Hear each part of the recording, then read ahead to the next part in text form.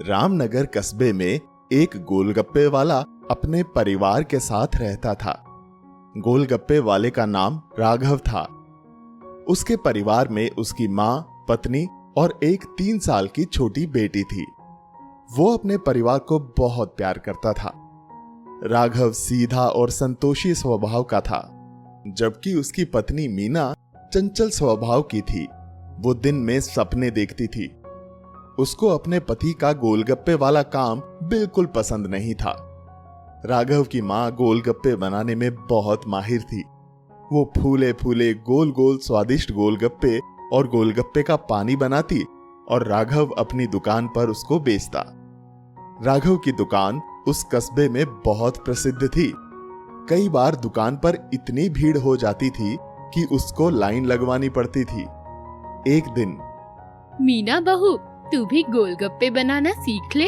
मैं कब तक गोलगप्पे बनाती रहूंगी, पता नहीं भगवान का बुलावा कब आ जाए। इसीलिए समय रहते तू भी गोलगप्पे बनाना सीख ले। नहीं माँ, गोलगप्पे बनाने के लिए आप मुझसे ना कहें, क्योंकि ये काम मुझे शुरू से ही पसंद नहीं है। बहू, कोई काम छोटा या बड़ा नहीं होता, बस चलना चाहिए। राघव ने गोलगप्पे के काम से ही ये घर बनाया है। बता, किस चीज की कमी है तेरे पास? आम आदमी की जरूरत के अनुसार राघव के घर में सब कुछ था, लेकिन मीना के सपने बहुत ऊंचे थे। हमारे घर में एसी नहीं लगा है और हमारे पास कार भी नहीं है। ये सारी महंगी चीजें गोलगप्पे के काम से नहीं बन सकती, इसीलिए गोलगप्पे का काम मेरी नजर में छोटा है। ऐसा नहीं था कि मीना को गोलगप्पे बनाना नहीं आता था। वो गोलगप्पे बनाने में निपुण थी, लेकिन वो राघव और अपनी सास के सामने ये जाहिर नहीं करती थी कि उसको गोलगप्पे बनाने आते हैं। कुछ समय बाद राघव की माँ अपनी बहू को समझाते समझाते भगवान को प्यारी हो जाती है, लेकिन मीना को कुछ समझ में नहीं आता। अब गोलगप्पे कौन बनाएगा? समय रहते तुमने गोलगप्पे बनाने सीख लिए होते तो ये दिन नहीं देखने पड़ते। तुम जानो, तुम्हारा काम जाने। मैं गोलगप्पे नहीं बनाऊंगी। तुम कपड़े की दुकान क्यों नहीं कर लेते? तेरी मति मारी गई है। अब राघव खुद गोलगप्पे और उसका पानी बनाता, लेकिन उसके गोलगप्पे में वो स्वाद नहीं था जो स्वाद उसकी माँ के बनाई गोलगप्पों में होता था। धीरे धीरे उसके गोलगप्पों की बिक्री कम होने लगी।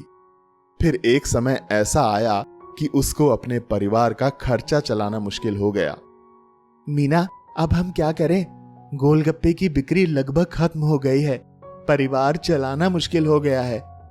सुनो जी, भगवान एक रास्ता बंद करता है तो दूसरा खोल देता है। आप कपड़ों की दुकान कर लो। ये काम भी बड़ा है और आमदनी भी ज्यादा होगी।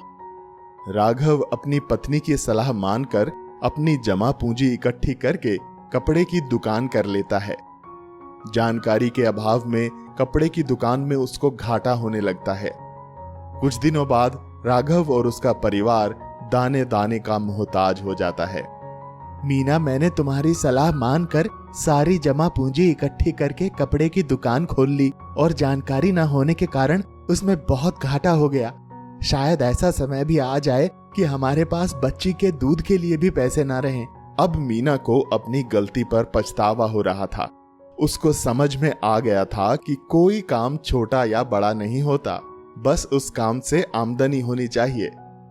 उसके कारण ही उसका परिवार आर्थिक परेशानियों से गुजर रहा था। वो चाहती तो गोलगप्पे बनाकर अपने पति की मदद कर सकती थी। सुनो जी, अब आप अपना पुराना गोलगप्पे वाला काम ही शुरू कर दो। गोलगप्पे कौन बनाएगा? इसीलिए तो अपना गोलगप्पे का काम बंद हो गया था। मैं बनाऊंगी। मुझे गोलगप्पे बनाने आते हैं। मुझे कॉलेज टाइम में गोलगप्पे बनाने के लिए प्रथम पुरस्कार मिला था। ये बात मैंने आप लोगों से छुपाई थी, क्योंकि मुझे गोलगप्पे का काम पसंद नहीं था। अब आप चिंता ना करें, मुझे समझ आ चुका है जो काम हमें आता है वही काम करना चाहिए, अन्यथा नुकसान ही होता है। अब मीना गोल गोल फूले फूले स्वादिष्ट गोलगप्पे बनाती और राघव उनको अपनी दुकान पर बेचता। कुछ ही दिनों में राघव के गोलगप्पों की दुकान पहले से भी अच्छी चलने लगी। राघव के पास अब किसी चीज की कमी न थी। वो अपनी पत्नी और बेटी के साथ आनंदमय जीवन व्यतीत करने लगा। इस कहानी से हमें ये शिक्षा मिलती है कि कोई काम छोटा या बड़ा नहीं होता और जानकारी के अभाव में कोई काम नहीं करना चाहिए। हीरानगर नाम के एक गांव में रामू नाम का एक आदमी रहता था। रामू अपनी पत्नी राधा और 2 बच्चों के साथ कच्चे मकान में रहता था। रामू के पास 2 बैल थे। रामू उन बैलों से दूसरों के खेत जोतता था। इससे उसे अपना और अपने परिवार का पेट भरने भर के पैसे मिल जाते थे। ऐसा ही कुछ दिनों तक रामू काम करता रहा। एक दिन रामू जब सुबह सुबह उठकर खेती करने के लिए बैलों को उठाने लगा तो उसके बैल उठ ही नहीं रहे थे। रामू ने उनके मुंह के पास हाथ लगाकर उनकी सांसें देखी तो उसे पता चला कि उसके बैल मर चुके हैं। शायद किसी जहरीले सांप ने उन्हें काट लिया था। ये देखकर रामू बहुत दुखी हुआ और रोने लगा। हाय रे मेरी किस्मत, अब मैं क्या करूंगा? अब मैं अपने परिवार का पेट कैसे भरूंगा? ये कहकर रामू रोने लगता है। रात हो चुकी थी लेकिन रामू के घर पे अनाज का एक भी दाना नहीं था। ऐसे में रामू और उसका परिवार भूखा ही सो गया। अगली सुबह जब रामू उठा तो उसकी पत्नी बोली, सुनो जी, कल रात से बच्चों ने कुछ नहीं खाया है। उन्हें बहुत भूख लगी है, बार बार खाना मांग रहे हैं। आप तो जानते ही हैं कि घर में अनाज का एक दाना तक नहीं है। मैं क्या करूं? तुम बच्चों को थोड़ा सा बहला लो, मैं जाकर खाने के लिए कुछ देखता हूँ। ये कहकर रामू नए काम की तलाश में बाजार जाता है लेकिन वहां उसे कोई काम नहीं मिलता। उदास होकर रामू वहां से चला जाता है और रास्ते में एक पेड़ के पास जाकर बैठ जाता है। भगवान, सालों से मेहनत करके जो लोगों के लिए फसल उगाता था, लोगों का पेट भरता था, आज उसी का परिवार भूख से रो रहा है और मैं कुछ नहीं कर पा रहा हूँ। भगवान, वहां मेरे घर पे बच्चे भूखे हैं, वो मेरा इंतजार कर रहे हैं कि मैं उनके लिए कुछ खाने के लिए लेकर आऊंगा, लेकिन खाली हाथ में घर कैसे जाऊं? आज मेरे पास उनके लिए कुछ नहीं है। भगवान, कुछ नहीं है। तभी उसे पीछे से कोई आवाज देता है, रामू, रामू। रामू पीछे मुड़कर देखता है तो उसे एक आदमी दिखाई देता है, सफेद दाढ़ी, सर पर टोपी और सूट बूट में। दिखने में वो काफी अमीर लग रहा था। अरे बेटा, रोता क्यों है तू? जब मेरे पास है जादू, नींद वाले को होश में ला दूं और होश वाले को कर दूं बेकाबू। इसीलिए लोग मुझे कहते हैं जिम बाबू। आप कौन हैं? मैं हूँ जादूगर जिम बाबू। कहो तो जादू से आपके लिए खाना ला दूं? मेरे घर में कल से किसी ने कुछ नहीं खाया है, मुझे उनके लिए खाना दे दो बस। वो आदमी उसे एक पराठा निकाल कर देता है। ये लो, ये एक जादुई पराठा है। तुम इसे जिस भी सब्जी के साथ खाना चाहो, सामने उसका नाम ले देना, तुम्हारे सामने वो सब्जी आ जाएगी। और हाँ, तुम इसे चाहे कितना भी खा लो, ये पराठा कभी खत्म नहीं होगा। पराठा देकर आदमी गायब हो जाता है। रामू उस पराठे को लेकर अपने घर जाता है। घर पहुंचकर वो अपनी पत्नी को बुलाता है। राधा, राधा। जी कहिए, बच्चे रो रहे हैं, खाने के लिए कुछ लाए हो? मैं एक जादुई पराठा लेके आया हूँ। जादुई पराठा? हाँ, इस पराठे को तुम जो सब्जी बोलोगी ये वो सब्जी ले आएगा और ये पराठा कभी खत्म भी नहीं होगा। मैंने ऐसा पराठा तो कभी नहीं देखा। ठीक है, मैं इसे बच्चों को खिला देती हूँ। ये कहकर वो 2 प्लेट में आधा आधा पराठा तोड़कर रखती है और कहती है, गोभी की सब्जी। उसके बोलते ही दोनों थालियों में जादू से गोभी की सब्जी आ जाती है और पराठे भी 2 हो जाते हैं। राधा अपने बच्चों को खाना खिला देती है। बच्चों का पेट भर जाता है लेकिन पराठा खत्म नहीं होता। उसके बाद वो दोनों भी खाना खा लेते हैं लेकिन तब भी पराठा खत्म नहीं होता। रामू उस पराठे के जितने भी टुकड़े करता, वो पराठे उतने ही ज्यादा हो जाते। ये देखकर रामू ने सोचा, क्यों ना मैं एक होटल खोल लूं और लोगों को खाना खिलाऊं, इससे मेरे पास बाकी काम के लिए भी पैसा आ जाएगा। बस फिर राजू ने बाजार में ही खाने का होटल खोल दिया। लोगों को जो भी खाना चाहिए होता था वो जादुई पराठे से कहकर वो खाना मंगवा लेता और ग्राहकों को दे देता। देखते ही देखते रामू की दुकान चल पड़ी और रामू और उसका परिवार खुशी खुशी अपना जीवन बिताने लगे। लालची मित्र। एक प्रेमपुर नामक गांव में टीटू और बंटी नाम के दो दोस्त रहते थे। दोनों ही गांव में छोटा मोटा मजदूरी का काम करते थे, परंतु टीटू बहुत ही लालची स्वभाव का था और बंटी बहुत ही ईमानदार और दयालु था। एक दिन की बात है, टीटू और बंटी मजदूरी का काम न मिलने के कारण यूं ही पेड़ की छाया में बैठे हुए बातें कर रहे थे। उसी बीच बंटी ने टीटू से कहा, टीटू, आखिर हम कब तक ऐसे मजदूरी का काम करते रहेंगे? तुम कहना क्या चाहते हो बंटी? क्यों ना हम अपना खुद का व्यापार शुरू करें? तुम्हारा सुझाव अच्छा तो है, परंतु हम व्यापार करेंगे किस चीज का?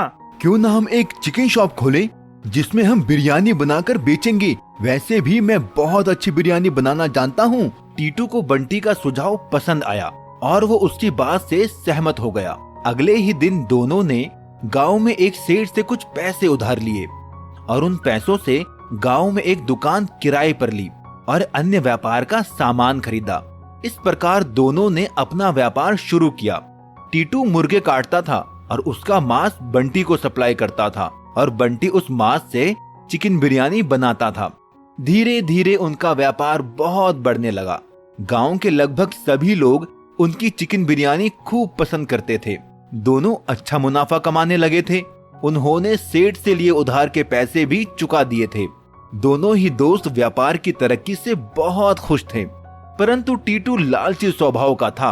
अधिक मुनाफा कमाने के चक्कर में वो कमजोर, बूढ़े और बीमार मुर्गे खरीदकर उनका मांस बिरयानी बनाने के लिए बंटी को सप्लाई करने लगा था और बंटी को टीटू की इस हरकत की खबर नहीं थी। टीटू की इस हरकत से धीरे धीरे गांव में लोग बीमार होने लगे थे। धीरे धीरे बीमार लोगों की संख्या बढ़ती जा रही थी।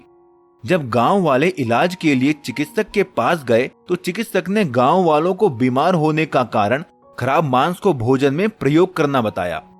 गांव वाले अनुमान लगाने लगे कि वो तो बंटी की बिरयानी खाने के बाद से ही बीमार हैं और वो उसकी दुकान पर जाकर हंगामा करने लगे।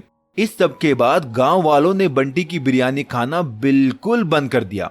ये सब सुनकर बंटी बहुत हैरान था और उसने इस सब के लिए गांव वालों से माफी मांगी, परंतु बंटी अपने हाथों से बनी बिरयानी के ऐसे किस्से सुनकर बहुत परेशान था। उसने इस विषय में टीटू से बात की, परंतु टीटू बहुत डरा और घबराया हुआ था क्योंकि ये सब उसके लालच के कारण ही हुआ था। टीटू के व्यवहार को देखकर बंटी को उस पर संदेह हुआ। बंटी ने उस समय तो टीटू से ज्यादा कुछ नहीं कहा, पर बंटी ने ये पता लगाया कि टीटू आखिर मुर्गे कहाँ से खरीदता है।